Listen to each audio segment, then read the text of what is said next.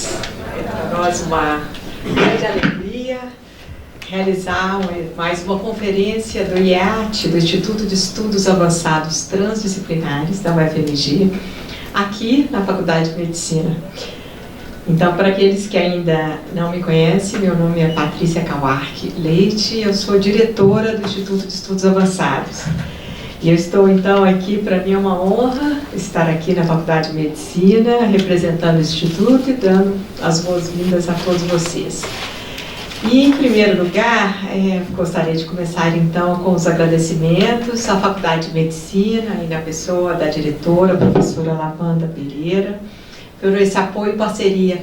É sempre bom, o IEAT, ele não possui um corpo de profissionais permanente, né? São pesquisadores em caráter temporário, e eu costumo dizer que o IEAT, ele está na universidade inteira. Então, é muito bom esse movimento, estar aqui hoje presente na Faculdade, então, de Medicina. E eu gostaria de fazer um agradecimento especial à professora Andréa Silveira, a nossa anfitriã, também professora da casa, que é a grande responsável pela vinda do professor Ângelo Soares. Então, eu queria também expressar aí meus agradecimentos a todos os colegas professores presentes, aos estudantes e todos que estão aqui, nos honram com a sua presença. Nós sabemos que o tempo é bem precioso, né, professor? E nós valorizamos imensamente a escolha de vocês, dedicar um tempinho aí da rotina, estar aqui nessa conferência de um tema extremamente relevante. E é com imensa satisfação que nós damos as boas-vindas ao professor Ângelo Soares. Nós agradecemos muito a sua generosidade, a sua prontidão em vir até nós, professor da Universidade do Quebec, e compartilhar seu conhecimento no tema, sobre o tema do trabalho, tema conectado, então, com suas pesquisas sobre assédio moral, sobre saúde mental no trabalho, temas que nos tocam diretamente, né? Todos nós, de certas, parece que é uma conferência dirigida a cada um de nós, né? Que fala também ao coração de nós, das nossas emoções, porque o trabalho é isso que também nos preenche a nossa vida, né? E eu gostaria de falar só um pouquinho, antes da fase de agradecimentos, eu não posso esquecer de agradecer também a Fundep, que é a nossa parceira aí nesse programa de cátedras de curta duração. Então, é o apoio da Fundep fundamental que nos permite, então, trazer os professores visitantes, os catedráticos visitantes. Mas para aqueles que não estão familiarizados com o Instituto de Estudos Avançados, não sei se todo mundo conhece, né? Ele já fez 25 anos, o ano passado. O Instituto, ele foi, então, pensado por um grupo, então, de visionários para promover justamente o encontro de saberes, né?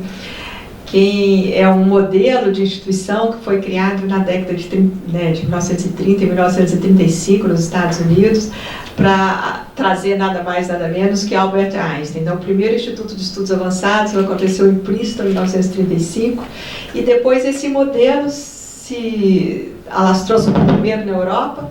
O nosso modelo é um pouco inspirado no modelo europeu de Instituto de Estudos Avançados, que é Instituto de Estudos Avançados baseado em universidades.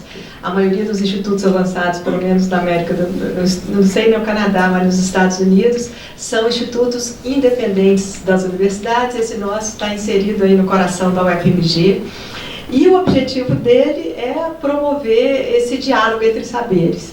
O primeiro, né, o criador da ideia do Instituto de Estudos Avançados, em Princeton, no seu discurso inicial, ele falou que o mundo tem problemas e a universidade tem departamentos.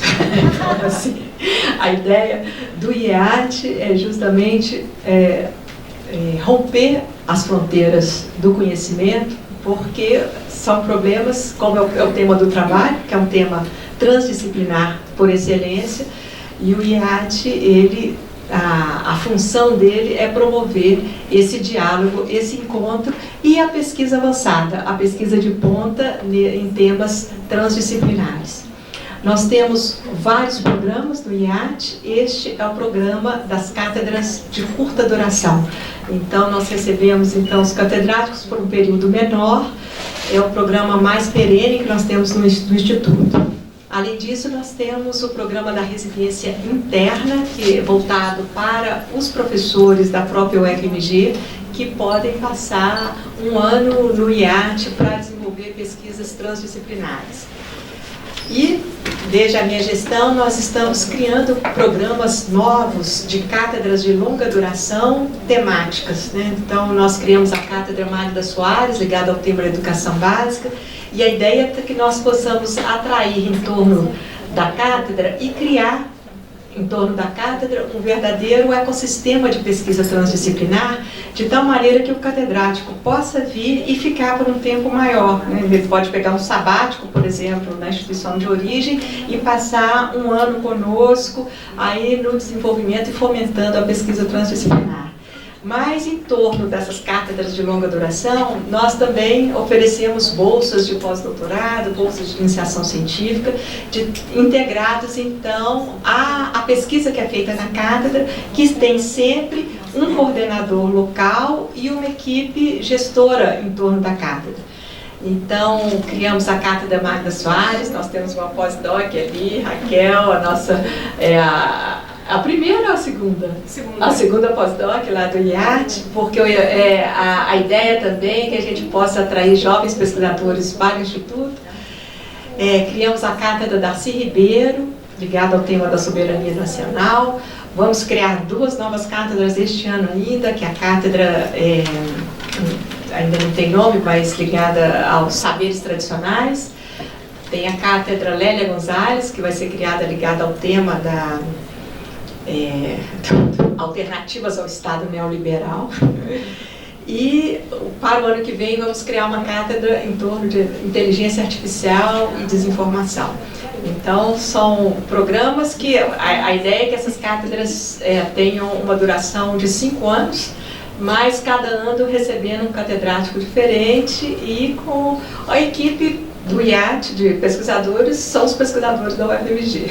Então, aqui a professora Andréia, então, ela submeteu o edital, que é o edital de cátedras de curta duração, e qualquer um da UFMG pode submeter. E aí ela se torna anfitriã e promove todas essas atividades em torno do nosso convidado, do nosso catedrático, né? Mas essa cátedra, né, que é a cátedra mais perene, é um exemplo do compromisso do IAT em desenvolver o diálogo e a reflexão sobre temas como a relação entre trabalho, saúde e qualidade de vida. E a aposta do IAT é a aposta de que a maioria das soluções estão ligadas a essa transdisciplinaridade, né? Essa ideia da transdisciplinaridade, ela veio, né, também a partir desse impasse em que problemas precisam ser resolvidos a partir não apenas da multidisciplinaridade, que é um encontro, mas que a gente possa realmente fundir áreas, né? A ideia da transdisciplinaridade vem nessa ideia da fusão, né? Então, assim, eu gostaria também de convidá-los para não apenas as atividades com o professor Ângelo, que se iniciam essa semana, mas também as outras atividades do IAT, que vocês fiquem atentos aí, porque sempre sai no site da UFMG. Então, para dar continuidade aqui à conferência, eu passo a palavra à professora Andréia para fazer, então, a apresentação do professor Ângelo. E eu, de profundo coração, agradeço demais essa parceria. Bom, inicialmente, bom dia a todos e todas. Para aqueles que não são da casa, sejam bem-vindos à Faculdade de Medicina, é um prazer recebê-los aqui. Eu quero começar agradecendo, primeiro agradecendo ao IAT e à Fundep, que criaram essa oportunidade de nós trazermos o professor Ângelo, e agradecer ao professor Ângelo pela disposição, né, para dessa breve, mas intensa estadia aqui na UFMG. São muitas reuniões, muitas conversas, e eu queria, antes de apresentar o professor Ângelo, falar um pouquinho do contexto que o traz aqui. Ano passado, eu e vários colegas, inclusive muitos egressos aqui da UFMG hoje, em outras universidades, nos encontramos num seminário internacional sobre prisões em São Luís do Maranhão, onde o professor Ângelo também estava presente. E nesse encontro casual, nós começamos a conversar e identificamos muitos interesses em comuns, né? Hoje a questão do trabalho, embora a gente hoje faça uma discussão muito em termos de do Cone Sul, né, da importância da gente trabalhar muito na perspectiva do sul global, de trabalhar, de entender e valorizar a nossa herança cultural, de ter uma produção menos colonizada por pesquisadores do norte. A gente, quando pensa no mundo do trabalho, a gente identifica que nós temos mais coisas que unem os trabalhadores do norte, do continente norte e do sul, do que separa. E isso aparece muito nas nossas conversas, nos nossos achados, que foi o que nós compartilhamos ano passado e compartilhamos hoje, porque tem uma coisa que nos une globalmente, que é a forma de produzir, de dividir riqueza e de tratar os trabalhadores que produzem essa riqueza. Então isso tem gerado, lógico, com manifestações fenotípicas um pouco diferentes num país ou outro, mas tem gerado realidades muito comuns nos diversos países, e quando a gente troca, né, conhecimento, impressões com colegas de outros países, de outras universidades, a gente evidencia isso. E quando a gente foi submeter, eu conversei com outros colegas de submeter o edital da cátedra, né, para falar, mas tem de ter essa pegada transdisciplinar, e aí meu argumento foi o mesmo da professora Patrícia: olha, não tem nada mais transdisciplinar do que o trabalho, né? Hoje, essas questões que giram em torno do mundo do trabalho, elas estão inquietando e gerando reflexões em todos os campos de conhecimento, sem uma fronteira definida. Isso não existe, né? Ano passado, eu e a professora Deise da Faculdade de Educação, nós produzimos um número para a revista da UFMG sobre o trabalho no mundo contemporâneo. Olha, então, é a Faculdade de Educação e a Faculdade de Medicina. Nós temos projetos aqui com a Escola de Direito, onde estamos trabalhando, né, o Caminhos do Trabalho, que é um projeto de extensão importante aqui da faculdade, junto com a Clínica de Trabalho Escravo da Faculdade de Direito. Temos projetos de pesquisa junto ao Departamento de Sociologia, a professora Yumi está aqui, que estuda cuidado. Nós damos cuidado aqui também na Faculdade de Medicina, na Escola de Enfermagem, e temos um grupo de pesquisa lá aqui ligado ao Departamento de Sociologia, que é o Centro de Estudos em Criminologia, né, e Segurança Pública, que estuda também violência no trabalho, qualidade de vida no trabalho de agentes de segurança pública. Temos colegas do Departamento de Terapia Ocupacional, do Departamento de Fisioterapia, colegas que são assistentes sociais na universidade, nossos alunos do programa de mestrado profissional em promoção da saúde, prevenção da violência, onde nós temos pessoas oriundas de várias matrizes disciplinares, pedagogos. Estou vendo o nosso aluno ali que é teólogo e filósofo. Temos advogados, médicos, enfermeiros, psicólogos, fisioterapeutas. Não existe fronteira disciplinar para o estudo do trabalho, e todo esse cenário tem nos unido. E aí você não tem nada mais apropriado neste momento do que propor uma cátedra que vai discutir o cenário contemporâneo do mundo do trabalho.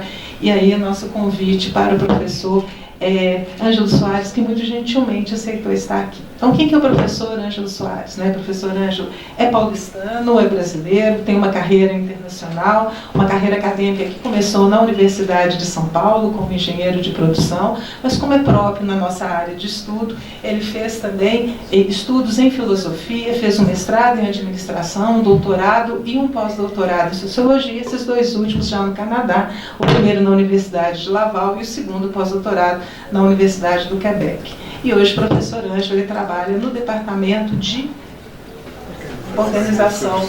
Organização e Recursos Humanos da Universidade do Quebec, onde ele se dedica ao estudo, né, na graduação e pós-graduação, de temas relacionados à gestão do trabalho, à saúde no trabalho, à saúde mental no trabalho, às novas formas de organização do trabalho. Então, eu queria mais uma vez, né, e aí sem muitas delongas, agradecer ao professor Ângelo mais uma vez por sua visita, e aí, né, entregar para ele o microfone para essa conferência, e dizendo, a gente conversou um pouquinho antes, em grandes conferências não é previsto abrir para o público, mas o professor Ângelo aceitou que a gente pudesse, ao final da sua conferência, abrir para a plateia, para que nós pudéssemos estabelecer aí um debate de comentários e perguntas. Professor Ângelo, muito obrigada. Bom dia a todos e a todas. Primeiro, eu queria agradecer muito o convite de estar aqui, o IAT, a professora André, que gentilmente me convidou. E para mim é um grande prazer. E eu vou começar falando um pouco de teoria que me faz pensar essa questão do tempo de trabalho, um pouco sobre a literatura, sobre as pausas no trabalho, um pouco da metodologia que eu utilizei. São vários projetos de pesquisa que eu tentei trazer aqui para vocês, apresentar os resultados quantitativos, os resultados qualitativos, e aí uma pequena discussão e conclusão. Então, para introdução, eu queria começar dizendo que as temporalidades no trabalho estão amplamente presentes nos estudos sobre os mundos do trabalho. O tempo dedicado ao trabalho estrutura e organiza os diferentes tempos da vida social. E basta a gente refletir sobre a nossa vida. Eu tenho que sair daqui às 6 horas, porque eu tenho que passar, pegar as minhas crianças na escola, depois eu tenho que chegar em casa, preparar o jantar. Tem uma série de... O tempo é extremamente estruturado, e o tempo do trabalho estrutura os outros tempos da nossa vida. O Michel Alemán vai propor uma distinção entre 3 dimensões dos tempos de trabalho. Ele vai dizer que existem os tempos do trabalho, os tempos de trabalho e os tempos no trabalho. Os tempos do trabalho vão se referir à posição dos indivíduos no ciclo de vida e as articulações entre tempos sociais e tempos laborais. Os tempos de trabalho dizem respeito à duração da jornada e às normas, as práticas que regulam o tempo laboral. É a questão da jornada de 6 por 1 que está tendo aqui agora. Eu acho que 6 por 1 já é uma coisa absurda com relação ao tempo e alguns problemas, porque depende, se vocês colocarem 5 dias, que eu acho que já tem gente discutindo 3 na Europa, né? Digamos que tem 5, você vai colocar o tempo do 6 no 5, é um problema, porque você vai intensificar o trabalho.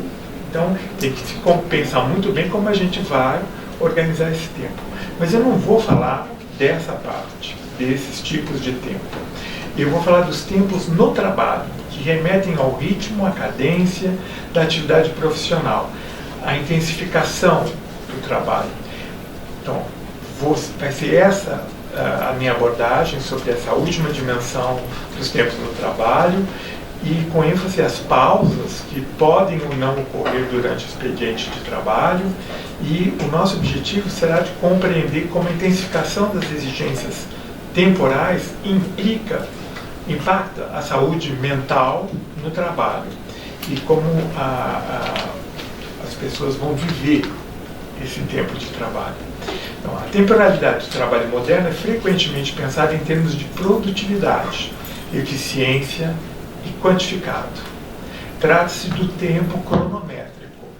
No entanto, os trabalhadores e as trabalhadoras experienciam o tempo de uma maneira mais complexa.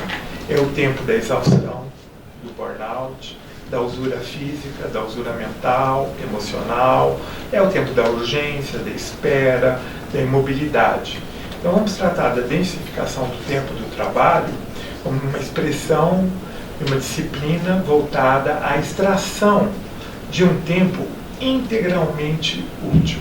Isso é uma referência ao Michel Foucault, que vai dizer que o tempo integralmente útil é um tempo medido, pago, que deve ser também um tempo sem impurezas, sem defeito, um tempo de boa qualidade. Durante todo o seu transcurso, o corpo deve ficar aplicado a seu exercício. Então, hoje, com o capitalismo neoliberal, o que a gente está tentando é sempre obter esse tempo integralmente útil, onde você não pode parar, onde você tem que se aplicar, e a gente vai ver até que ponto essas coisas podem ir. Então, alguns pontos de teoria. O primeiro é o Byung-Chul Han. Ele escreveu 2 livros interessantes, A Sociedade do Cansaço e O Aroma do Tempo, que tratam um pouco de fechar os olhos. Tem um terceiro também. Então, nesses 3 livros, ele vai tratar um pouco da questão temporal, do tempo no trabalho. A temporalidade neoliberal, ele vai dizer, produz sujeitos autoexplorados, exaustos e privados de profundidade existencial. A aceleração constante torna o tempo inabitável. Vivemos em uma época de excesso de positividade. Para ele, a positividade é um tipo de excesso de afirmação, de desempenho, de estímulo, de produção, é um excesso de informação que vai ser, de uma certa maneira, paradoxalmente, em vez de libertar o indivíduo, aprisiona o indivíduo dentro deste tempo que não pode ser vivido. Então, a gente acredita ser livre, ao lançar-se em múltiplas tarefas e metas. No entanto, essa liberdade o transforma em vítima de si mesmo, gerando o sofrimento psíquico sob a forma de depressão, ansiedade, burnout. Trata-se da sociedade do cansaço, que ele diz, em que o tempo se torna refém do trabalho, um tempo sem início, sem fim, sem aroma. Ele utiliza essa metáfora do aroma, do perfume, e ele fala que o tempo ele tem que ser saboreado, e o aroma é volátil, temos que nos deter para senti-lo. Então precisamos de ter pausas, precisamos de ter um tempo para que a gente possa sentir a energia, o perfume do tempo. Então, ele também vai utilizar essa metáfora do aroma para ilustrar essa perda da espessura temporal, a aceleração que ele trata. E eu não vou entrar aqui na aceleração do Hartmut Rosa, porque senão a gente falaria durante muito tempo. Então eu tentei me controlar para falar só o que realmente era o mais indispensável para a gente poder ver os resultados daqui. Então, ele diz que a aceleração é a expressão de uma ruptura das barragens temporais, não existem mais diques que regulem ou que deem ritmo ao fluxo do tempo, capaz de detê-los ou marcá-lo com pausas significativas. Ao serem associados apenas à perda, ao atraso, os intervalos passam a ser suprimidos, gerando uma sucessão de eventos que impede a demora contemplativa, a reflexão e a construção de rotinas com sentido. Então, se a gente pensar, significa que o trabalho também perde o sentido, de maneira como a gente está fazendo nessa velocidade. A aceleração converte o tempo vivido em um tempo funcional, submetido ao imperativo da produtividade e à lógica do controle. E foi esta pergunta do Castoriadis que me colocou para pensar a questão do tempo. O Castoriadis ele vai se questionar o que é uma hora de trabalho e quanto trabalho há numa hora de trabalho. E ele vai dizer, o contrato de trabalho define o tempo vendido, mas não o esforço exigido. E é sobre essa areia que as relações capitalistas de produção são construídas. E o que a gente vê é que cada vez mais a gente tenta colocar mais trabalho dentro dessa hora de trabalho. E as pessoas vão tentar, individualmente, encontrar uma solução para esse problema. Quando esse problema, isso é um raciocínio Bauman, ele vai dizer que esse é um problema que é coletivamente construído e que tem que passar por soluções coletivas. Então, nessa maneira da gente tentar encontrar essas soluções individuais, a gente não consegue resolver o problema. E eu vou dar alguns exemplos dessas tentativas disso. O outro autor que eu vou mobilizar aqui é o Josep Maria Esquirol, que é um filósofo catalão. E ele escreveu um livro, O Respirar dos Dias, que é muito interessante. E ele vai dizer que a experiência do tempo não se reduz à abstração cronométrica, mas constitui uma vivência corporal e afetiva. Contra a lógica da aceleração contemporânea, o autor propõe recuperar a experiência da presença por meio do gesto mais simples e vital, o respirar. Então, a gente pode pensar se a gente tem tempo para respirar no trabalho, né? E o tempo se revela no corpo e na vida cotidiana. Não é algo que possuímos, mas algo que somos. E essa imagem do tempo como respiração se opõe a uma concepção neoliberal do tempo como sendo um recurso escasso, linear, utilitário e que deve ser comprimido para se fazer mais com menos. Porque essa é a lógica da organização do trabalho neoliberal. Você faz mais com menos. Ainda tem gente que fala faz mais, melhor e com menos, né? A literatura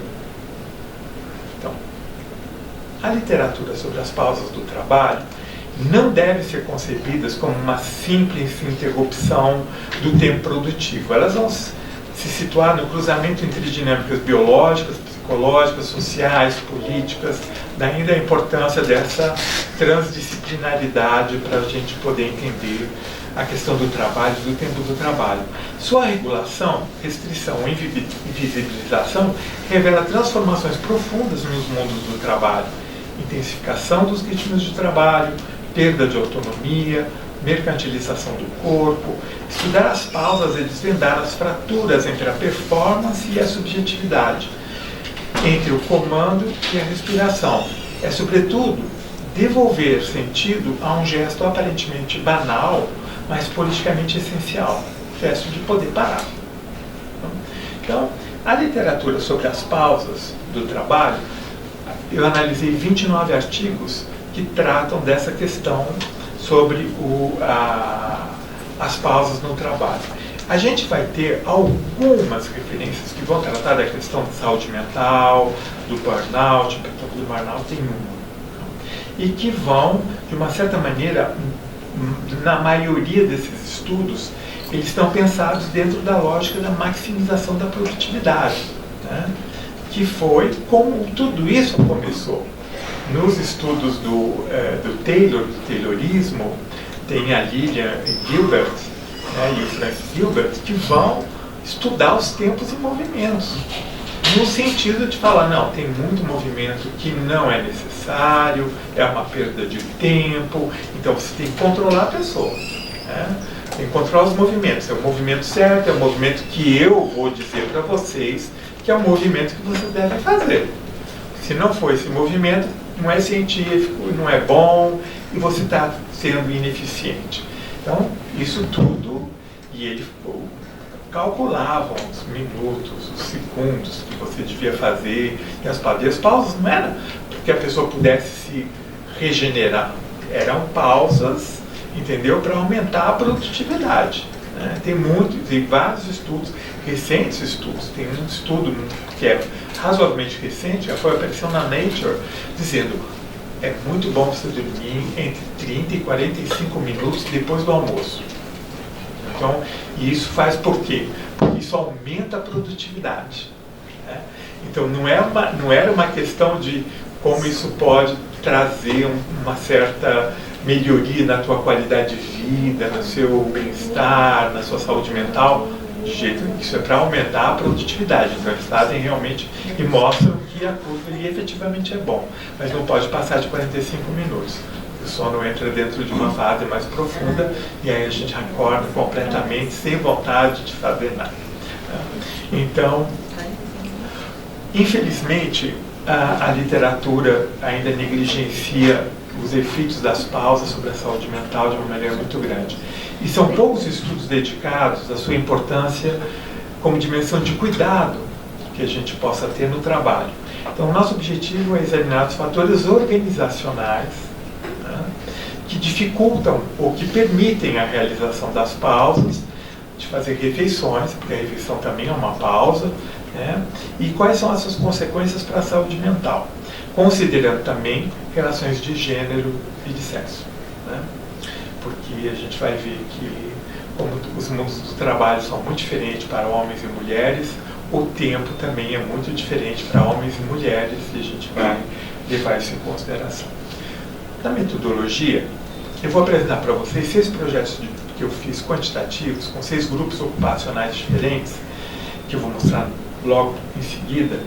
E eu vou apresentar também resultados de entrevistas que eu fiz com trabalhadoras e trabalhadores no setor de serviços no Quebec.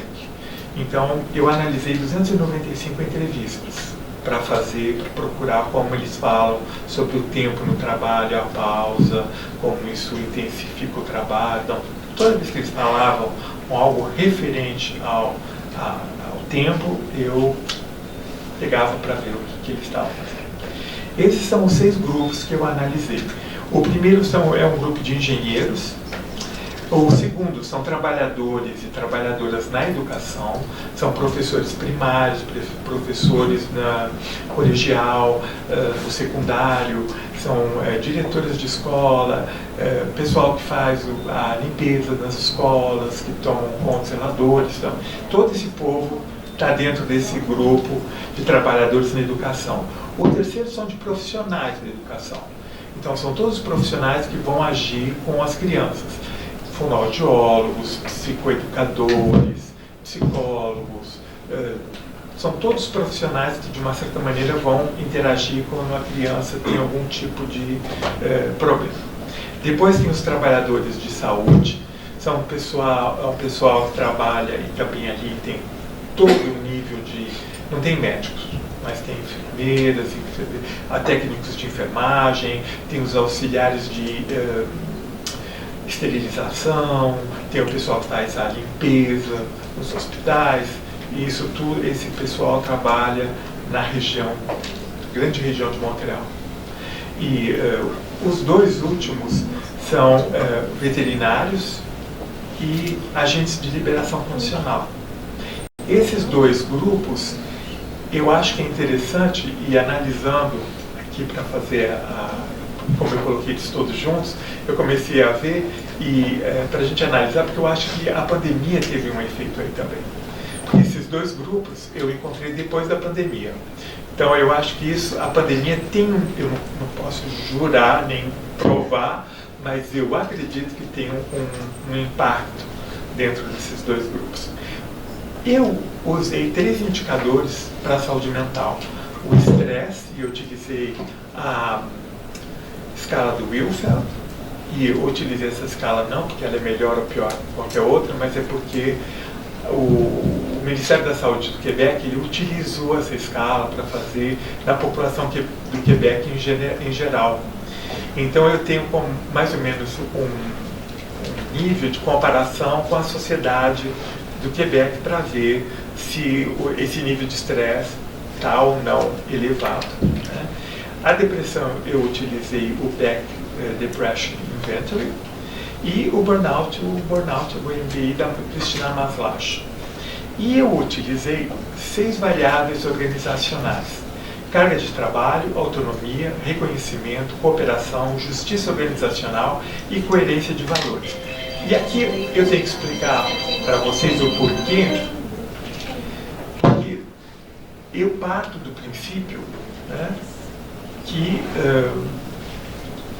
o contexto organizacional é muito importante. E é nesse contexto que a gente tem uma certa possibilidade de intervenção. Então, a gente não vai mudar a pessoa, a gente não vai mudar o trabalhador ou a trabalhadora. Cada um é uma pessoa, é um universo. Mas a gente pode mudar a organização do trabalho. E nas organizações, é muito comum o seguinte: você individualiza o problema. Por quê? Eu falo isso para os meus alunos. Eu falo, gente, a gente não vê a organização do trabalho andando ali no corredor. A gente não vê os métodos de gestão andando no corredor. A gente vê os indivíduos. Então a gente aponta o indivíduo como sendo a causa do problema, quando eles não são a causa. Eles refletem esse contexto organizacional que eles estão vivendo, né, e que, de uma certa maneira, tem um impacto muito importante, né? Então, eu parto do princípio de que esse contexto organizacional não é um contexto facilitador, se quiser utilizar o Winnicott, ele é um contexto que constrange a pessoa, né, em diversos domínios e com relação ao trabalho e o tempo de trabalho. O tempo de trabalho também sofre esse tipo de constrangimento e eu vou tentar mostrar para vocês. Então, nessa carga de trabalho do Areas of Working Life, a gente tem 6 itens, né? Então, eu não tenho tempo para fazer o trabalho que precisa ser feito, eu trabalho intensamente por longos períodos de tempo, depois do trabalho eu chego em casa tão cansado demais para fazer outras coisas que eu gosto. Isso aqui me lembra muito o estudo da Icléa Bose sobre as leituras operárias, né? Dizendo como quando elas chegam cansadas da jornada de trabalho, mas como é que isso tudo impacta na escolha das leituras e do lazer das operárias chegando em casa.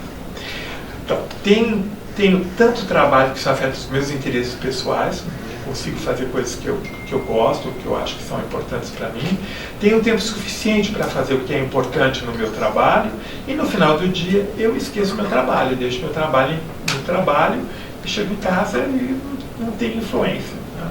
Porque é uma coisa completamente... Como se mas isso é muito visto, né? Isso é muito dito sempre, e é como se a gente pudesse rasgar em dois, né? Tanto na entrada do trabalho como na saída do trabalho. A gente entra com os problemas da gente, sai com os problemas, mais os problemas do trabalho. Bom, então, qual é o resultado desses 6 itens aqui, separadamente, e depois a gente vai ver eles de uma maneira conjunta, né? Com uma escala, calcula, e a gente vai ver. Falta de tempo para fazer o trabalho. Então, a percepção da falta de tempo para fazer o trabalho é amplamente difundida nos trabalhadores dos 6 projetos analisados. A média varia entre 2,85 a 3,85, e os projetos 3 e 6, mais da metade das pessoas declaram não ter tempo suficiente para realizar suas tarefas, o que evidencia uma realidade de sobrecarga de trabalho que é crônica.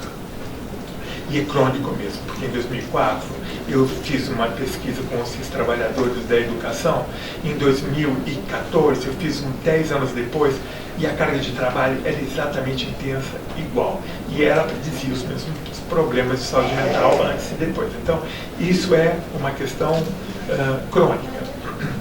Eu trabalho intensamente por longos períodos de tempo. Bom, esse é o indicador que mais se destaca entre os 6 projetos analisados. Eles apresentam médias elevadas de 3,26 a 4,27, a escala vai de 1 a 5. Tá?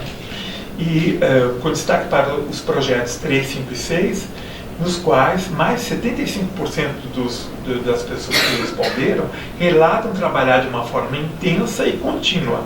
Trata-se de uma evidência importante para a intensificação do ritmo de trabalho. Fadiga excessiva ao chegar em casa para fazer o que me dá prazer.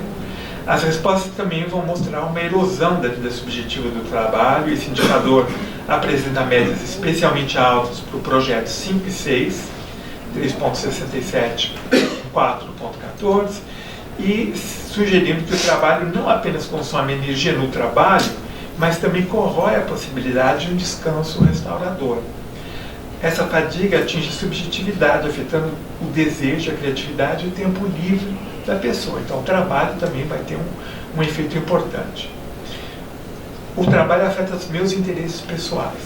O trabalho afeta significativamente os interesses pessoais, entre 23% no projeto 1 e 65,7% no projeto 6. 49%, os 2 últimos, né, veterinários, e os agentes de liberação condicionais, são 50% e mais, né, de respostas positivas. Então, tem um impacto também na escolha do que eu faço, e então é a invasão do trabalho na vida fora do trabalho, na vida privada da pessoa, que de uma certa maneira vai dissolver essas fronteiras entre trabalho e vida privada. E eu não estou falando de teletrabalho, porque no teletrabalho isso ainda é pior. A porosidade ela é total, quase. Então, trata-se da impossibilidade de realizar outras dimensões do self por conta da onipresença das obrigações profissionais, ou por conta da fadiga que vai existir para você acumular. O tempo suficiente para fazer as tarefas que eu julgo ser importante no trabalho. Esses foram um dos indicadores com as médias mais baixas em todos os projetos, revelando que a percepção do tempo útil e produtivo está em declínio. Mas o mais alarmante, porém, é que mesmo quando as pessoas conseguem executar suas tarefas, raramente elas sentem que elas estão fazendo algo que é relevante, que é o importante no trabalho delas, né? Em termos simbólicos, o tempo de trabalho não está sendo investido no essencial, e isso intensifica a frustração subjetiva e o sentimento de inutilidade no trabalho. Vou dar mais forte do que eu, entendeu? A minha personalidade, eu estruturo tudo assim para não ficar uma bagunça, mas eu tenho que falar. Então, assim, e quando eu leio esses resultados, eu me lembro de uma enfermeira, era uma enfermeira auxiliar, e ela falava assim para mim, como eu tinha pedido para pessoal nesse projeto, pessoas que tinham muito tempo de casa, para poder me dizer como era antes o trabalho delas e como era o trabalho delas hoje. Então ela fala para mim, olha, no tempo, no passado, assim, quando eu chegava, eu trabalho num centro de longa duração para pessoas de idade. Então, são as pessoas que estão lá, entendeu?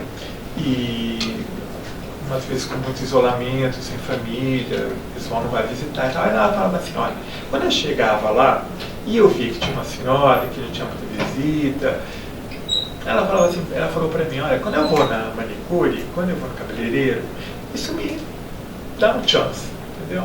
Então, quando eu vejo que tem uma senhorinha lá, que está assim, um pouco mais, então eu ia lá, passava esmalte, a pessoa ficava, entendeu, mais alegrinha. Aí ela falava, isso para mim é mais importante do que qualquer comprimido, qualquer pílula que eu posso dar para ela. E ela fala assim, hoje isso não é mais possível, porque eu não tenho tempo para fazer isso. Se eu fizer isso, eu não vou poder fazer outros gestos que são muito importantes, como por exemplo dar um banho ou dar um medicamento para uma outra pessoa. Então, esse tempo eu não tenho mais. Então ela sente que ela faz as coisas que são importantes, mas esse tempo que ela achava que era um tempo útil e importante, ela não tem mais tempo de fazer, né? E, finalmente, a capacidade de se desconectar do trabalho, né?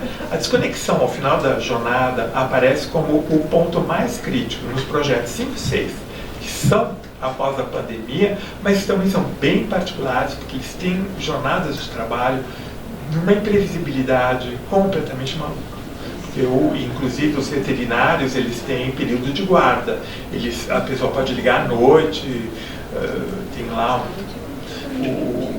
o animal está doente, a vaca está tendo o bezerrinho, e eles têm que ir para fazer o trabalho, né? E os agentes de liberação condicional também, eles vão, por exemplo, planejar a jornada de trabalho, e aí tem um que faz algo que não deveria fazer, que vai cometer alguma infração e vai ter que ir para o tribunal, vai ter que fazer isso, aquilo, e acaba não tendo mais o tempo que tinha planejado, né? Então, essa desconexão ao final da jornada parece o ponto mais crítico nos projetos 5 e 6.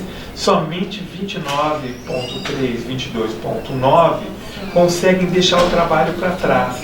As médias são sistematicamente baixas, sugerindo que o trabalho continua presente mesmo após o expediente, ocupando o espaço mental necessário para o descanso. O lazer e a regeneração simbólica, isso vai, de uma certa maneira, indicar uma falência das barreiras psíquicas entre trabalho e vida fora do trabalho, e para a colonização do tempo livre por demandas profissionais reais ou imagináveis, né? Bom, as pausas. Primeira coisa, segundo sexo, homens e mulheres não têm o mesmo número de pausas e não fazem as pausas. E as mulheres fazem muito menos pausas do que os homens no trabalho. Então, isso é em todos os itens medidos, isso é uma... Então, a gente poderia pensar, e eu acho que isso entra um pouco dentro do... para compreender e essa questão do gênero, entra, obviamente, pela dupla jornada de trabalho. As mulheres serem responsáveis pelo trabalho doméstico, de buscar as crianças na creche, na escola. Tem uma série de variáveis que, se eu quiser sair daqui às 5 horas da tarde, eu não vou fazer a pausa, porque eu tenho tanto trabalho e não vou conseguir fazer. E eu tenho que buscar meu filho na creche, porque a creche fecha às 5h30. Então não tem como eu não fazer isso. Então tem esse constrangimento. Mas não é só isso. Eu acho também que tem a questão das características do trabalho tradicionalmente feminino. E se vocês veem, todos esses 6 grupos, só os engenheiros é tradicionalmente masculino. Todos os outros grupos são tradicionalmente femininos. A maioria é feito por mulheres, né? E, bom, isso também é uma escolha pessoal minha. Eu estudo o pessoal que trabalha nos serviços, os trabalhos que são mais subalternos e trabalhos que são tradicionalmente femininos. São as minhas escolhas no que eu vou estudar. Então, há uma tendência clara de desigualdade de gênero em todos os contextos. As mulheres reportam sistematicamente menos acesso às pausas que os homens, e é particularmente acentuada no projeto 3, nos profissionais de educação, as pausas nos veterinários e também nos agentes de liberação condicional. Dos profissionais de educação, eu tenho que explicar um pouco. Teve uma mudança na lei no Quebec. Antes você tinha classes especiais com as crianças que tinham dificuldades. Então todo mundo estava numa classe só. Então aí o profissional, ele ia nessa classe e tratava de 30 crianças, né? Mas obviamente colocar essas crianças todas com problemas, né? Diferentes problemas numa mesma classe não é uma coisa qualquer. O pessoal da educação vai dizer isso é a banir, não? Então foi o que foi feito. Então foram integradas nas salas com todo mundo. Mas o problema é que aí você não teve o aumento desses profissionais. Então esses profissionais de educação hoje eles vão de escola em escola para fazer. Então muitos têm 6, 7 escolas para cobrir, entendeu? E não tem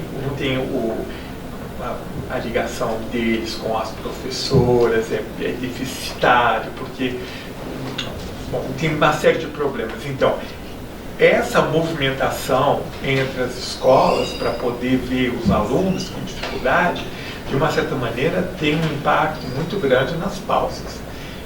Os veterinários também vão me dizer, os agentes de liberação condicional também têm essa particularidade que eles vão visitar as pessoas, que eles saem, né, para encontrar as pessoas. E isso, eles vão falar assim, bom, eu como um sanduíche quando eu estou dirigindo o carro para poder chegar lá. Então as pausas e as refeições são complexas para esses 3 grupos de profissionais, da maneira como eles estão, né? Bom, se eu vejo a saúde mental, a análise da saúde mental, o estresse, a depressão e o burnout. Todos os projetos mostram uma relação significativa e linear. Quanto mais raras são as pausas, maior é o estresse e o tamanho do efeito é moderado no geral. A depressão, o efeito significativo é em todos os projetos também.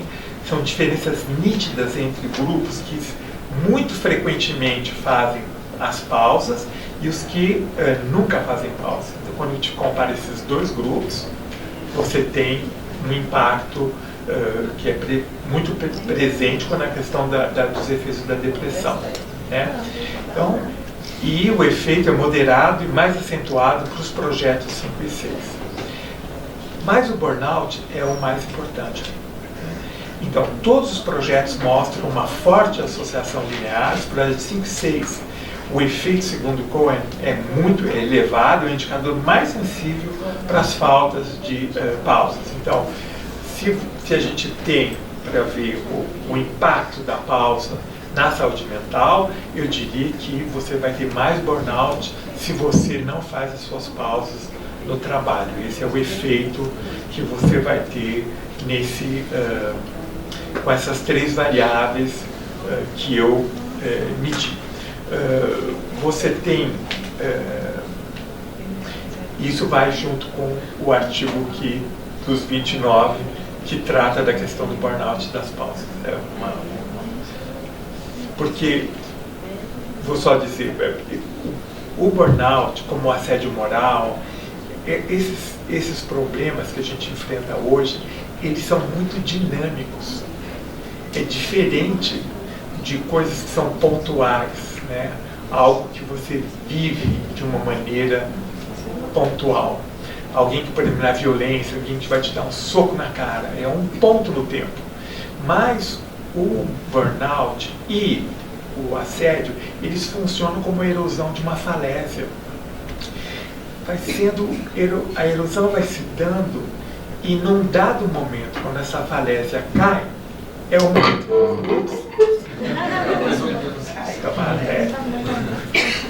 Quando a falésia cai, é o momento onde a pessoa fala: opa, tem um problema. E ainda no assédio moral tem um certo tempo ainda para a pessoa etiquetar que ela está vendo, colocar o rótulo de assédio moral.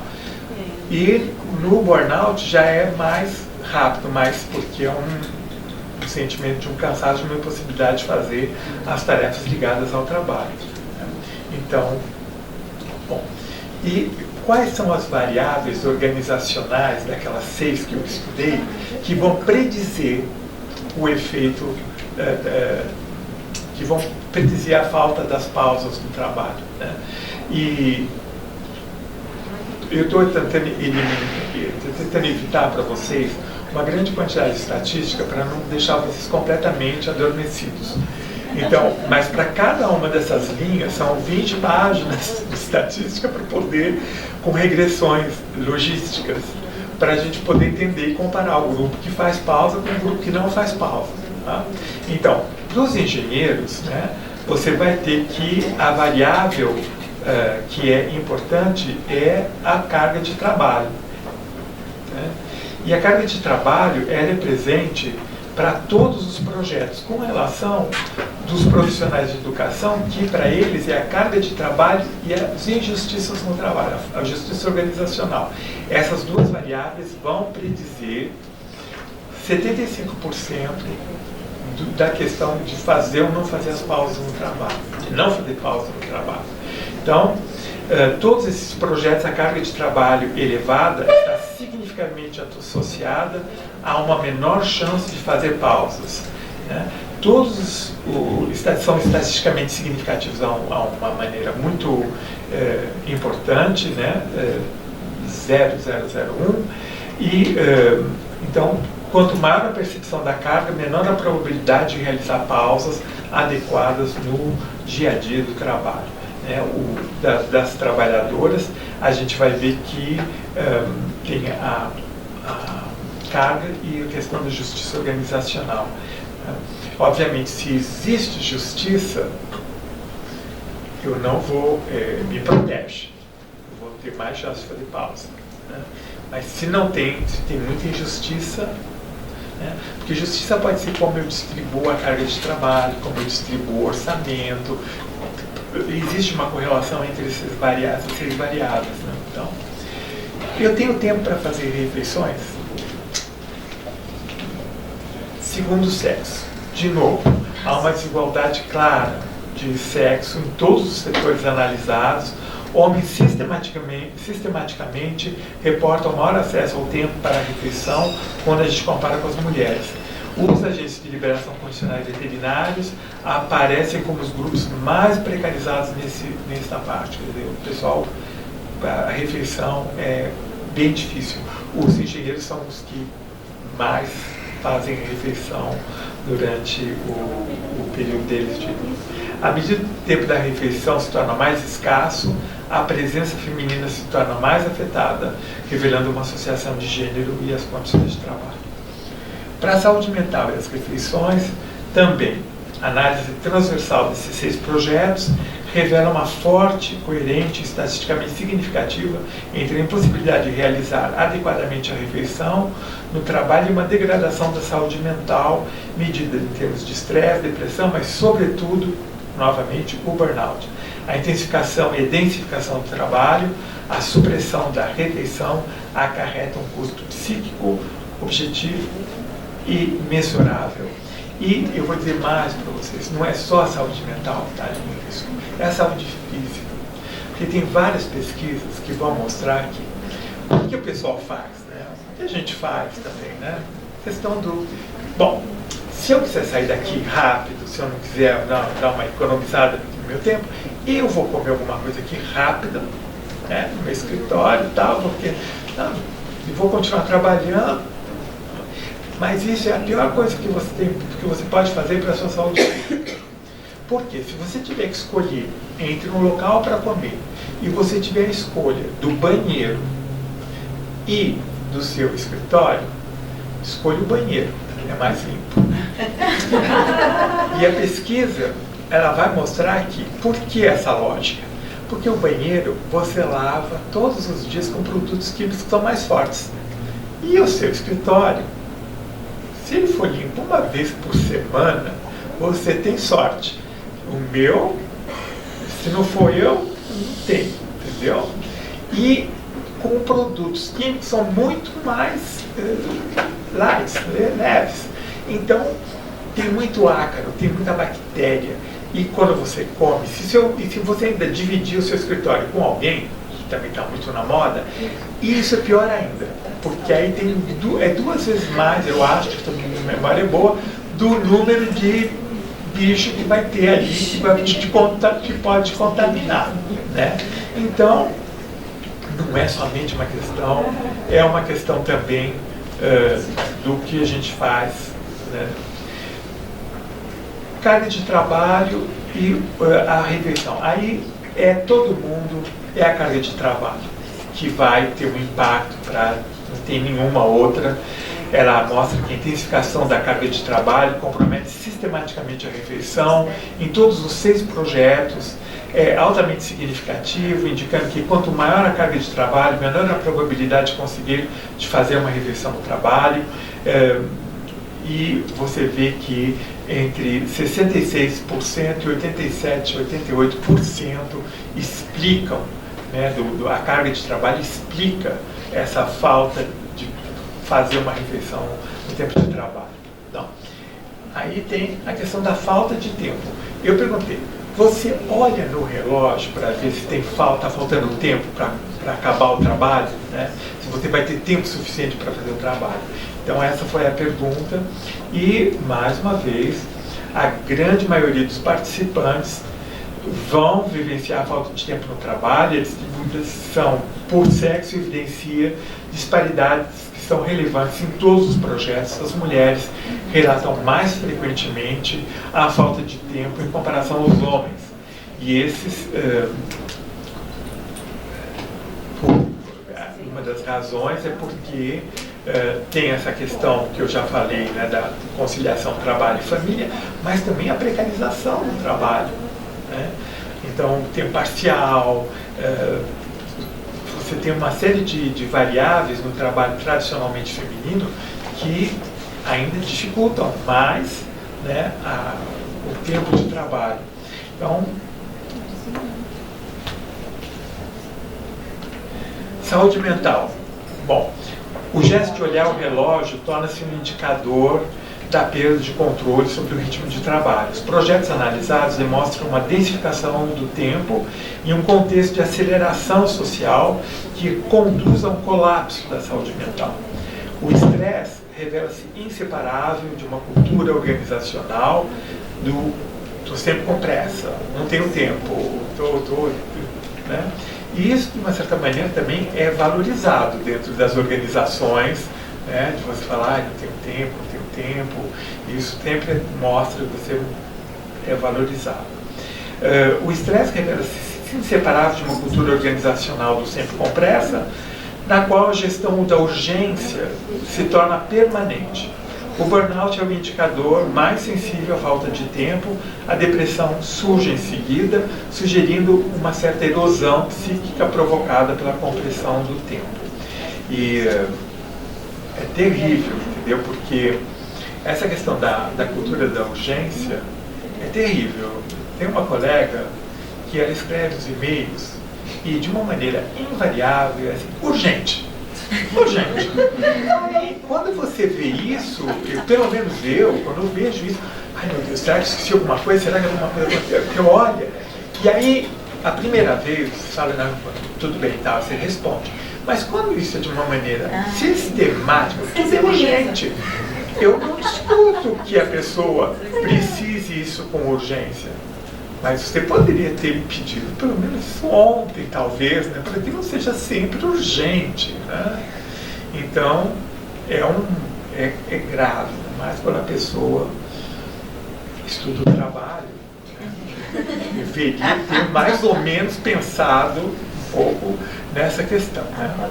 Então, nesse caso da falta do tempo, aí a gente vai ver que tem várias variáveis organizacionais que entram e cada grupo tem a sua receita do bolo. Né? Então, a falta de trabalho vai ser variável. Então, os engenheiros é só a questão da carga de trabalho realmente que entrava nessa falta de tempo. Mas na trabalhadora da educação, a gente vai ver a falta de tempo, mas também as injustiças no trabalho. Para os profissionais de educação, é a carga de trabalho, mas também a falta de coerência de valores. Muitos desses profissionais vão me dizer, para mim, o problema é eu não posso fazer o trabalho como eu acho que ele deveria ser feito, como eu aprendi. Eu não posso fazer as intervenções com as crianças, porque não dá, o tempo não é possível. Né? Então isso impede que ela faça algo, então tem essa falta de coerência entre os meus valores e os valores que a organização me impõe. Né? Então, para os trabalhadores de saúde, a carga de trabalho, a autonomia e a falta de coesão dentro do grupo. Né? Os veterinários é a falta de autonomia com a carga de trabalho e os agentes de liberação condicional é falta de coesão na equipe e carga de trabalho. Então, se tem uma variável que é presente em todos, é a carga de trabalho. Né? Então, se alguém falasse como é que você resolve a questão da falta de tempo, de uma maneira mais geral, eu diria, você tem que olhar para a carga de trabalho. Né? E diminuir essa carga de trabalho, que acaba não tendo mais sentido. Então, essas variáveis organizacionais, elas estão associadas à percepção da falta de tempo no trabalho, a carga de trabalho está presente em todos, a coerência de valores indica essa percepção de uma dissonância entre meus valores pessoais e valores organizacionais, a justiça organizacional sugere ambientes que são mais justos, reduzem a probabilidade da falta de tempo. A autonomia tem também um efeito protetor e indica que maior autonomia está relacionada a uma menor capacidade de sentir falta no trabalho, você tem mais autonomia no trabalho. Então, reforçam a hipótese que a falta de tempo no trabalho é um fenômeno que é multidimensional, cada grupo pode ter as suas variáveis, mas que a carga de trabalho é uma das variáveis organizacionais das mais importantes. Né? E a densificação do trabalho, do tempo de trabalho, as condições organizacionais dessa intensificação do trabalho, essa carga excessiva, quando combinado com a ausência de autonomia ou incoerência entre meus valores pessoais e organizacionais, gera um contexto de aceleração do trabalho, uma pressão que é contínua. Bom, resultados qualitativos. O que o pessoal me falou? O que eles me contaram. Eu vou colocar isso em 3 grupos. Um pessoal que vai falar sobre a gestão enxuta e a sobrecarga de trabalho. Gestão enxuta é a tradução que eu fiz para o Lean Management, entendeu? Alguém pode falar também que é a gestão magra. Né? É o Taylorismo na era neoliberal. muita gente fala mesmo que é um neoterrorismo, né? E você tem... na verdade, o que acontece com o Lean Management é o seguinte: 75, final da produtividade crescente nos países industriais. Só um país continuava crescendo e era o Japão. E aí então o pessoal foi olhar para o Japão para falar o que eles estão fazendo para ter essa produtividade crescente. E aí foram estudar o modelo de produção japonês, o toyotismo. E aí o pessoal tentava implementar o toyotismo nos países ocidentais, aqui no Brasil, na França, nos Estados Unidos. O problema é que essa implementação, essa transferência do modelo de produção japonês para a sociedade ocidental não funciona. E não funciona porque a organização do trabalho, nesse contexto organizacional, ele é intimamente ligado com o contexto societal, da sociedade. Então, são níveis de contextos, que a gente não está entrando no contexto societal aqui, mas o contexto societal ele também é um contexto que vai agir, né, com a organização.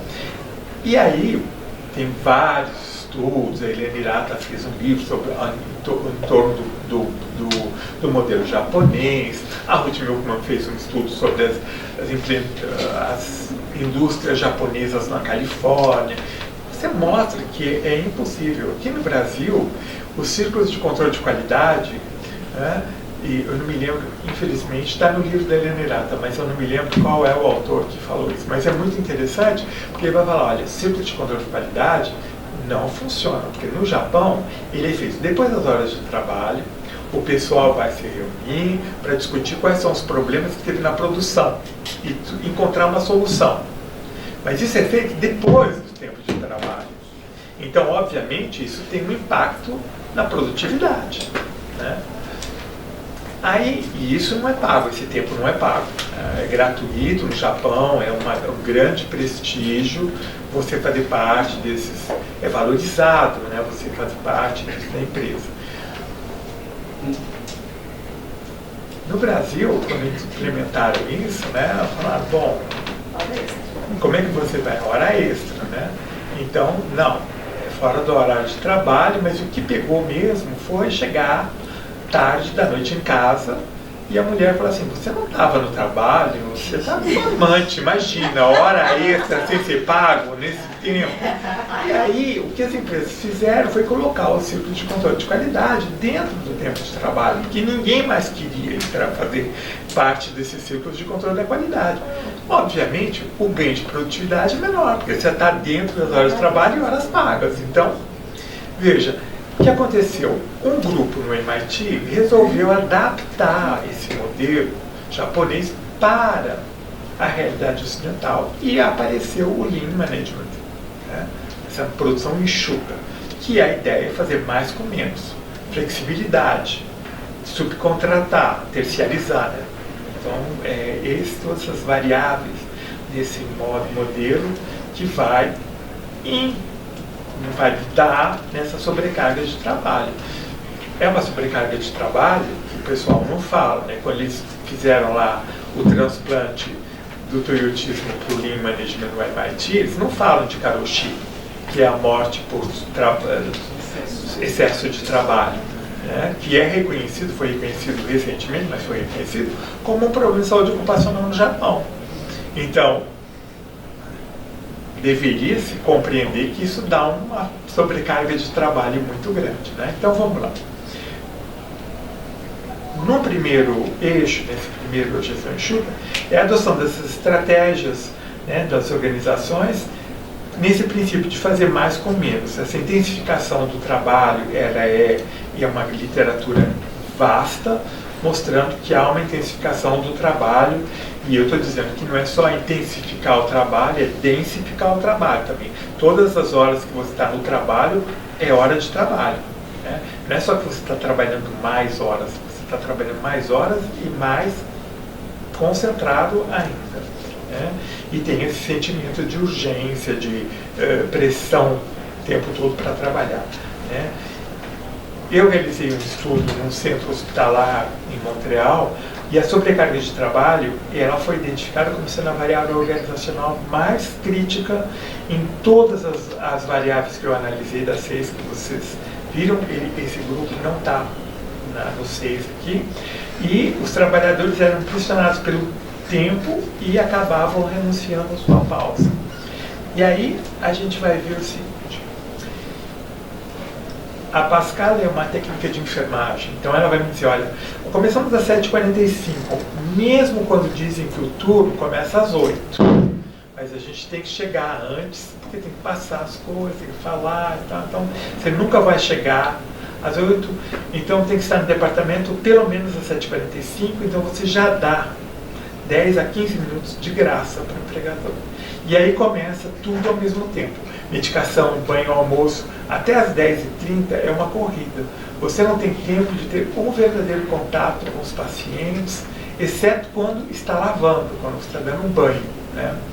E o banho lá, eles, dentro dessa lógica do Lean Management, eles cronometraram e disseram, você tem que dar o banho em 45 minutos. Ora, as pessoas são diferentes, os problemas de saúde são diferentes. Uma pessoa que tem Parkinson com demência, 45 minutos é o tempo que você precisa para convencer a pessoa de entrar no banho. E você não pode pegar a pessoa, jogar ali e abrir a torneira. Eticamente não é aceitável. E provavelmente a pessoa ainda vai ser mais agressiva. É impossível. Então, esse tempo, quando não é respeitado, e aí teve ele não está aqui, mas ele falou assim para mim, eu estava dando banho numa senhora de idade. E lá as pessoas de idade têm direito a um banho por semana. Desculpa, eu não quero estragar a imagem que vocês possam ter do norte global. Mas a globalização, a mondialização, entendeu? Ela também faz os seus efeitos, entendeu? Riquezas são diferentes, como diria o Titãs, entendeu? Mas a miséria é igual. E aí, ela tem direito a um banho por semana, 45 minutos. E ele vai me dizer o seguinte, quando eu estava terminando de dar o banho, eu percebo que tem cocô na força de você manipular. E ele falou assim, o que você faz? Você vai enxugar essa senhorinha com essa água suja? Ou eu vou fazer como se fosse para minha avó? Isso quer dizer, e essa é a lógica do cuidado, né? Como se fosse para minha família.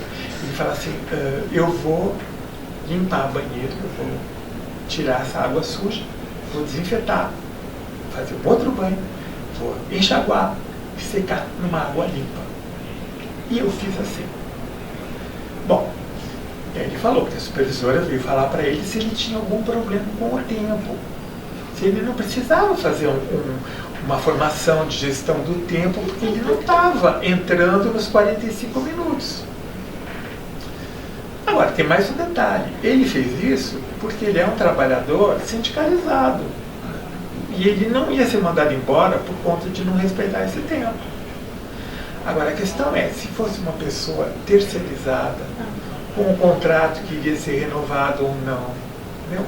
Quer dizer, uma série de ingredientes que poderiam levar a uma decisão que não é ética e que vai ter um impacto para a pessoa, vai ser um sofrimento ético. Ou eu faço isso, que eu acho que deve ser feito, mas eu vou perder meu emprego, ou no meu contrato não vai ser renovado. Então, é uma questão delicada, né? Então, antes, o intervalo de 15 minutos a gente pula, porque não terminou os banhos, ou deixou alguma coisa que é pendente dentro desse tempo. Um outro exemplo, tenho só meia hora para almoçar, isso é uma operadora de caixa de supermercado. Às vezes eu vou almoçar 1h30, 2 horas, eu tomei o café da manhã cedo. Assim, em um dado momento, estou na caixa e estou de pé, porque lá as caixas trabalham de pé, elas não trabalham sentadas, né? E começa a me sentir mal, a gente fica cansada, eu fico tonta. Quando você não está bem, é difícil você dizer bom dia, obrigado e manter um bom humor. Você tem que ser educada, ter energia, mas é duro fisicamente para o corpo. dói. Envelhecendo, a gente não se dá conta que a gente está detonada, a gente está destruída por ser operadora de caixa. No meu caso, minhas costas, pernas doem. Eu acho isso muito difícil. E ela vai me dizer o seguinte: eu conheço os meus clientes aqui e eu gosto muito dos meus clientes, mas depois de 8 horas de pé, eu tenho muita dor e é muito difícil você conseguir continuar sorrindo. Quer dizer, o trabalho emocional, eu não vou falar daqui isso hoje, um outro dia, mas é uma carga importante do trabalho e você tem que fazer esse trabalho emocional. Mas quando o trabalho da parte física do teu corpo está doendo, é muito mais difícil de você conseguir realizar essa carga, esse trabalho emocional. Então, no começo me faziam trabalhar 4 horas e 3/4, só para que não tivesse direito à pausa de meia hora. Eu acho isso revoltante. Hoje melhorou um pouco, deve ter tido reclamações na lei, nas normas do trabalho, lá que a lei que regula o trabalho, as leis mínimas de trabalho que deve ter. Ela também é uma operadora de caixa de supermercado, mas isso é uma estratégia muito comum, né? De você não dar um número de horas, que a partir de 5 horas, você tem que dar uma pausa de 30 minutos para a pessoa. É o que está na lei. E aí eles te dão 4 horas e 45 para não dar a pausa, né?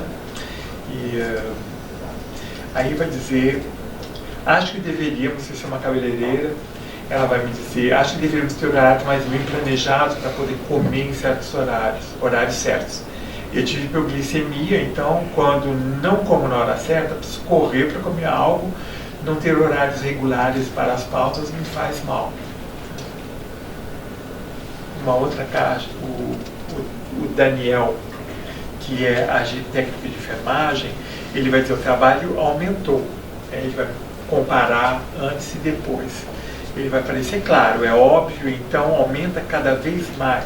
Eu diria que até agora não parou de aumentar e não melhora, já que a retenção que o chefe faz, a retenção do pessoal, né, realmente é ruim. Então não há atração real da pessoa por aqui. Significa que quando essas condições de trabalho são ruins, que os horários são difíceis, que as pessoas não têm essa compreensão toda, o pessoal começa a não ir trabalhar nessa organização. Porque eles têm essa equação, isso daí, o trabalho é muito duro, não tem tempo. Então você começa a ter falta de pessoal.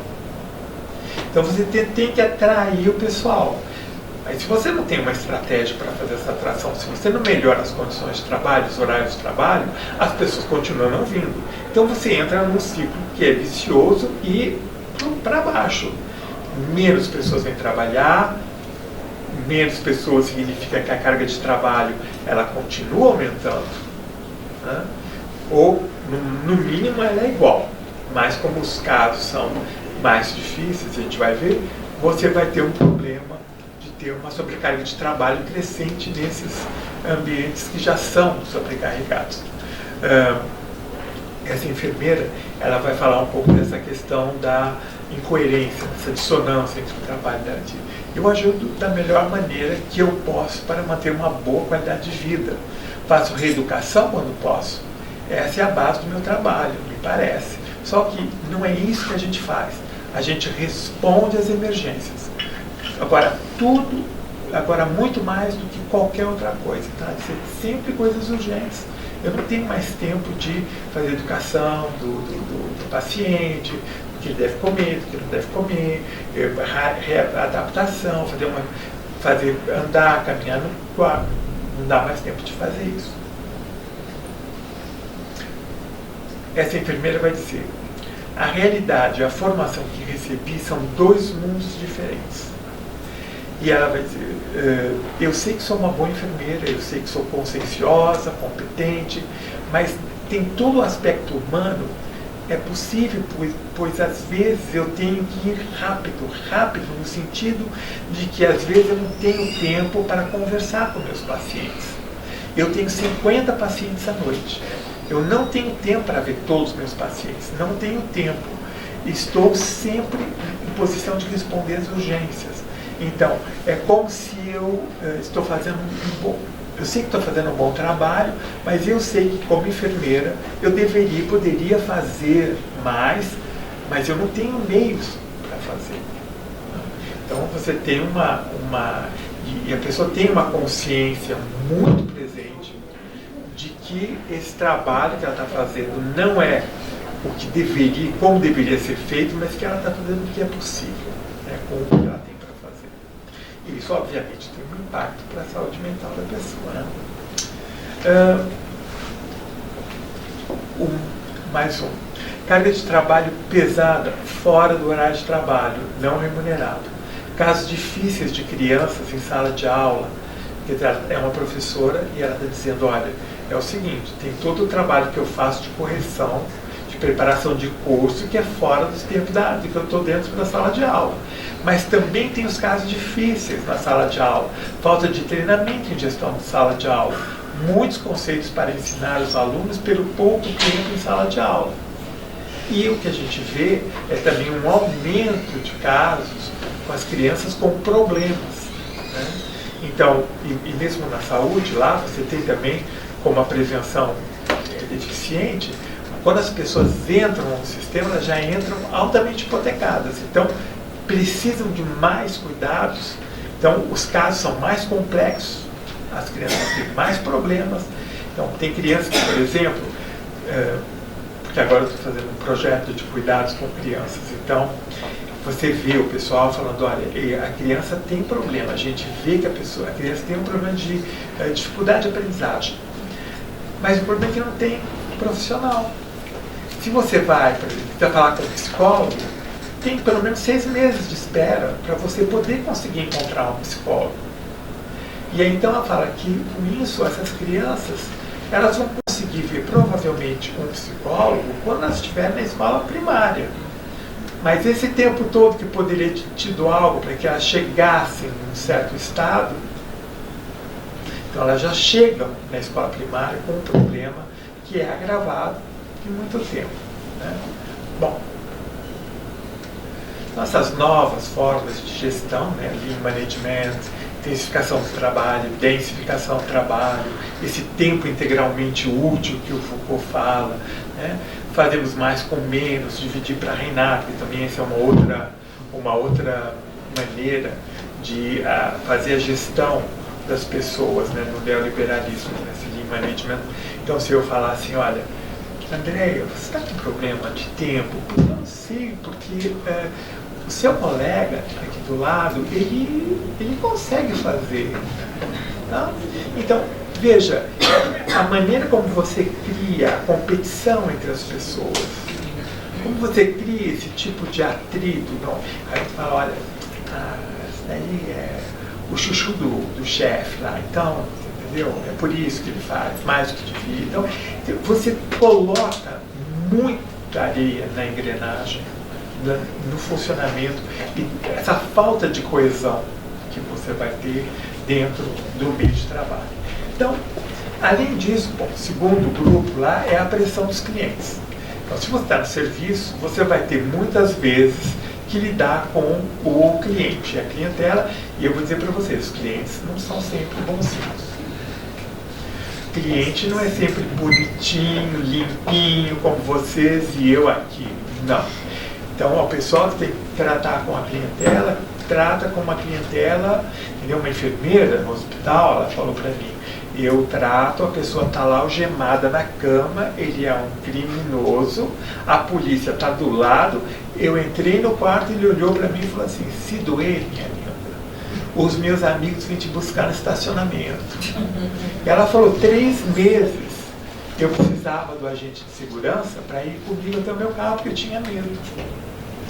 Então, cliente não é sempre, entendeu, a melhor, né? Então, o alto nível de violência também é grave, né? Você tem muitas lesões por questões mas isso também é uma outra, não vou me repetir. Então, a pressão dos clientes, por exemplo, não temos horários, né? Essa é uma operadora de caixa de supermercado. Ela fala assim, olha, não é como escritório, que todo mundo vai almoçar ao meio-dia. Isso daqui a gente segue o fluxo dos clientes. Se tiver alguém no caixa, mesmo que tenha terminado seu turno, você fica. Se você tiver cliente, se você tiver fila, você não sai, né? Então, senão os clientes vão reclamar. Tem sempre uma reclamação, né? Se tiver que trocar o papelzinho da caixa, entendeu? Aí sempre comigo que acontece e tal. Então existe uma pressão importante. Essa outra operadora de supermercado é assim, não temos horários fixos. Não, perdão. É uma telefonista. Ela fala assim, começa às 8 horas. E eu faço uma pausa às 8h45. Mas das 9 ao meio-dia, eu não paro um minuto. Então não faz sentido, mas é o único horário com pouca demanda. Então isso me impede de ir ao banheiro. Mas é do nosso interesse ter uma bexiga muito boa.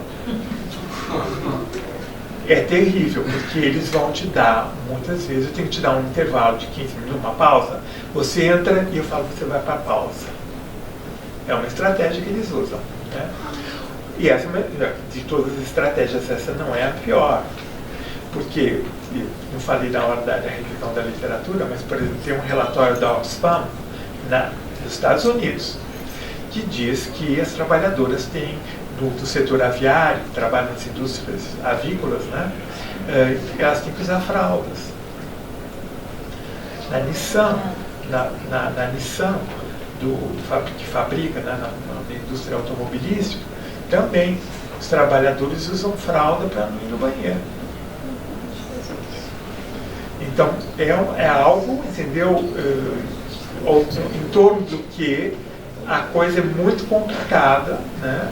E você tem também condições de trabalho que são difíceis. O pessoal, por exemplo, eu entrevistei, também não estão lá, mas eu entrevistei estivadoras. Então, se você está lá na grua, em cima, como é que você faz xixi? Os homens todos falaram para mim, eu viro a grua para o outro lado e faço xixi para o outro lado, ninguém está vendo. Agora, as mulheres não. As mulheres não, a gente tem que descer, não pode fazer a mesma coisa, a gente tem que descer e ir para o banheiro. Tem um banheiro no porto, então a gente tem que correr para chegar no banheiro feminino para poder fazer xixi. Então, fazer xixi é um problema importante, não só fazer xixi. Nossa, nem a pirâmide de Maslow está valendo aí. Nem a hierarquia de Maslow funciona. Né? Então,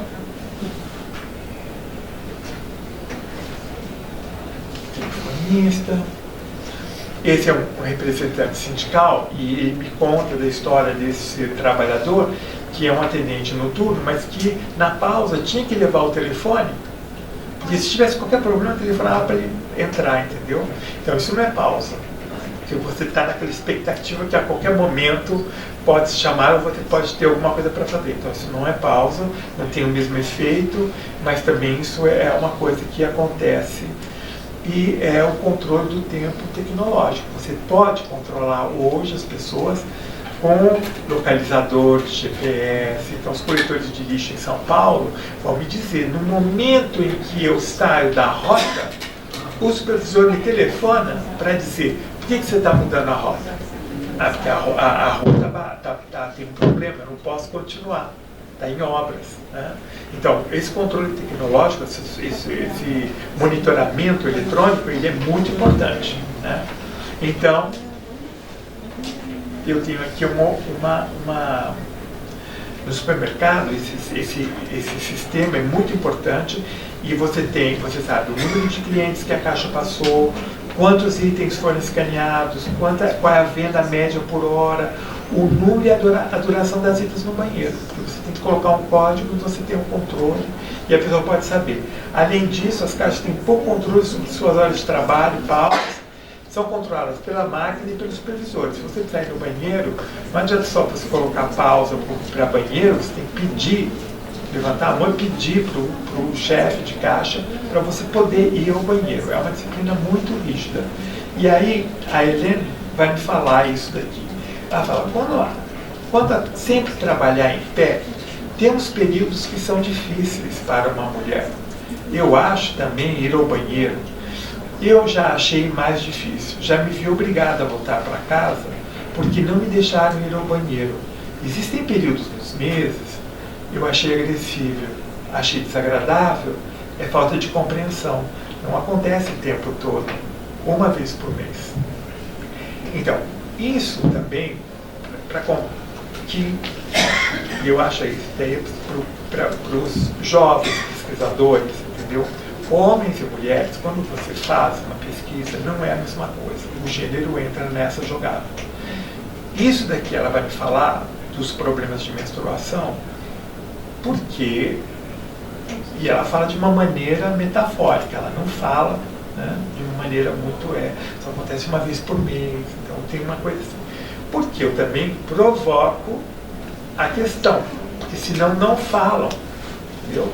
Mas se o controle do tempo é rígido para ir ao banheiro, e que isso é um problema, eu sei que esse controle do tempo é diferente para homens e mulheres, as condições são diferentes, porque o homem não fica menstruado. Então, eu não perguntava de uma maneira aberta sobre a menstruação, mas eu perguntava assim, e para ir para o banheiro, é fácil, é difícil? Né? Tem controle, eles controlam o banheiro? E aí a pessoa te fala ou te conta as coisas. Bom, tenho também o teletrabalho. E o teletrabalho não é foi uma pesquisa que eu fiz em 2005 sobre teletrabalho. Então, esse operador, ele vai dizer, a gente trabalha mais. Não sei por quê. Talvez por não ser interrompido. Às vezes eu olho o relógio e me dou conta de que nem parei. No escritório parece que nosso corpo reconhece os horários. Em casa não é a mesma coisa, não é bem o corpo que reconhece os horários, é a socialização no escritório, onde todo mundo vai sair para ir, né, ou que todo mundo está em volta do café e que você vê e você faz uma pausa.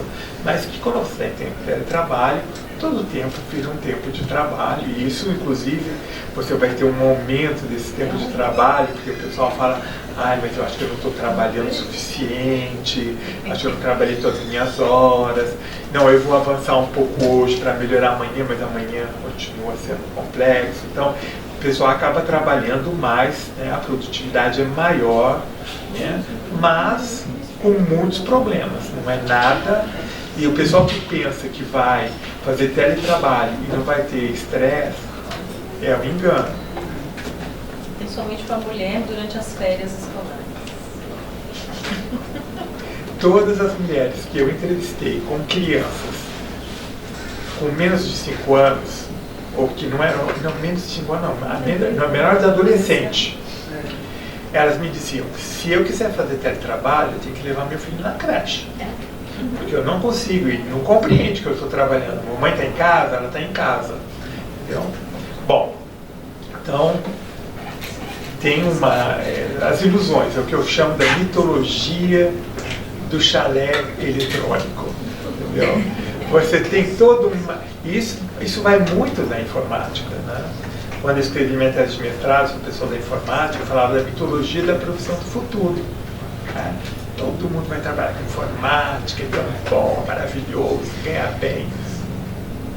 Todo mundo que eu entrevistei para o meu mestrado, essa profissão nem existe mais. Acabou.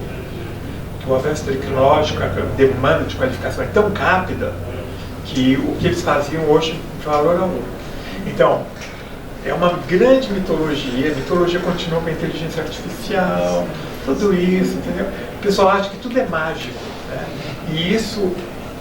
Eu já escrevi sobre isso, isso vem da idade quando os computadores foram criados, na Idade Média. Então, nesse momento, tinha os autômatos, todos os autômatos que eram criados naquele momento, era uma coisa que a gente ainda importa para os dias de hoje. Tem uma máquina maravilhosa que eu adoro, que é o órgão de flores. Então, tem um grande buquê de flores, com os passarinhos que estão aqui, né? Que cantam, todo mundo fica, nossa, passarinhos cantando e tal, pá. Mas o que eles não veem é que na sala ao lado tem um escravo que assopra para os passarinhos cantar. Então, essa invisibilidade do trabalho na informática e dos trabalhadores que colocam, quando a gente aperta um botão e que aparece alguma coisa, tem muito trabalho que está embutido nesse software que faz com que isso fique invisível. E essa invisibilidade é terrível. A invisibilidade, não vejo como, por exemplo, o pessoal que fica falando, não, censurar as redes sociais, imagina, não pode, contra a censura, blá, blá, blá, blá, blá. Eles censuram.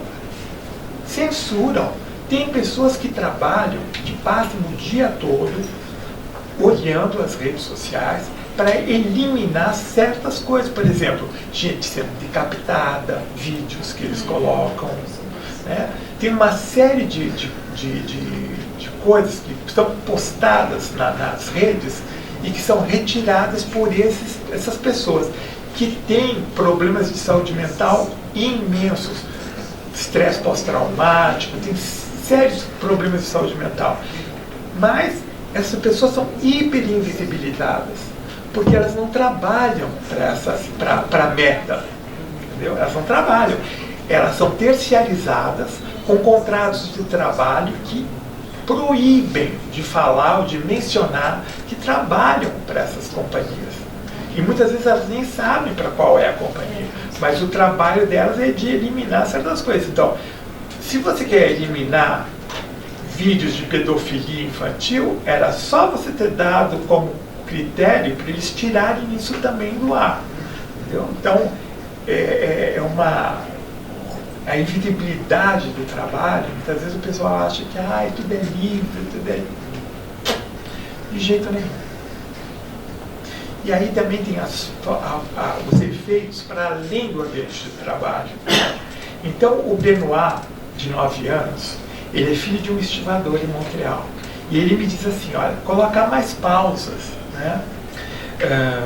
Tipo 2, 3 ou 4, porque às vezes ele, o pai dele, né, vem na pausa e só tem 30 minutos, come correndo em 20 minutos e volta a trabalhar. E aí nem dá tempo para a gente conversar. Mas para mim, o impacto maior que eu tive foi com o Martão, 5 anos. E eu perguntei para ele, assim, se você achasse a lâmpada do Aladim e que o gênio da lâmpada te desse 3 desejos, o que você pediria para o gênio da lâmpada? Aí ele virou para mim e falou assim, eu queria $1 milhão. E eu achei estranho uma criança de 5 anos pedir $1 milhão. O que você vai fazer com $1 milhão? Né? Então foi a minha pergunta seguinte, eu perguntei para ele assim, mas o que você quer fazer? O que você quer comprar por $1 milhão? Né? Ele falou assim, não, eu quero pagar para o meu pai ficar em casa e poder trabalhar comigo, e poder brincar comigo. Então, esse efeito, os estivadores, eles trabalham num horário de trabalho terrível, né? Sem nenhuma planificação. Nem posso dizer que é uma planificação, mas funciona da maneira seguinte, eu ligo de 6 horas da tarde à meia-noite para saber onde e quando eu vou trabalhar no dia seguinte. Pode ser de manhã, pode ser à tarde, pode ser à noite. Em diferentes partes do porto. Então, não dá nem a possibilidade do trabalhador de fazer, por exemplo, uma troca de horário para ir no aniversário do meu filho. Então, eu só sei a minha escala no dia anterior. Então, é razoavelmente complexo. Essas coisas são as questões de escala de trabalho.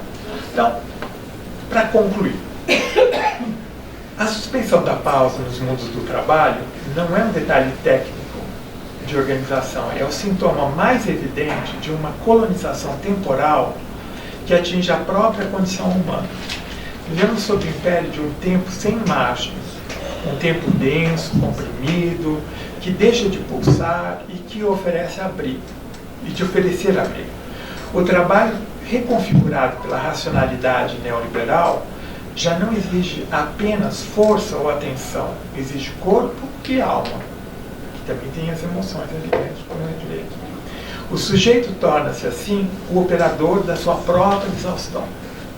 O Foucault já nos advertia, já dizia, né, que o tempo deve ser integralmente útil.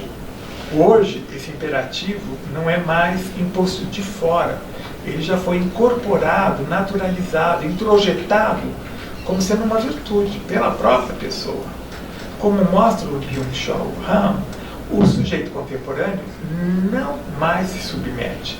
Ele se oferece como um empresário de si mesmo, atravessado por uma lógica de desempenho, de produtividade, que captura até mesmo o silêncio e o descanso. A pausa nesse cenário não é apenas suprimida, ela é deslegitimada, vista como sendo inútil ou improdutiva. Né? Improdutiva, se eu quero sair daqui às 5 horas da tarde e eu tenho muito trabalho, eu não questiono a quantidade de trabalho que eu tenho. Eu vou simplesmente comprimir o tempo que eu tenho de fazer. Mas é justamente nesse gesto mínimo, numa pausa, o gesto de parar, respirar, esperar, que reside uma potência crítica. A pausa restitui ao corpo seu ritmo próprio, é a subjetividade sua interioridade e ao tempo sua densidade. Como insiste o Esquirol, ele vai dizer, respirar é mais que uma função fisiológica, é uma forma de estar no mundo. E respirar exige tempo, o tempo como presença, como demora, como uma pausa. O tempo que resiste à lógica da quantificação e da urgência. A quantificação dos quadros Excel que todo mundo usa. Né? Se não estiver lá dentro, não existe. A supressão das pausas, das refeições e até o direito de ir ao banheiro revela uma nova forma de violência que não é espetacular, mas cotidiana, invisível, contínua. Trata-se de uma violência sobre o tempo, sobre o corpo e sobre a alma. Reivindicar o direito à pausa é, portanto, mais do que pedir um alívio, é exigir a reinvenção do humano num mundo saturado pela performance, pelo desempenho. É recusar a equivalência entre tempo e dinheiro. Né? É sustentar, como Castoriadis diz, que o tempo não se mede apenas em horas vendidas, mas se vive em experiências que não são redutíveis a uma lógica econômica. E, enfim, afirmar que onde o tempo volta a respirar, a vida pode novamente acontecer. Obrigado.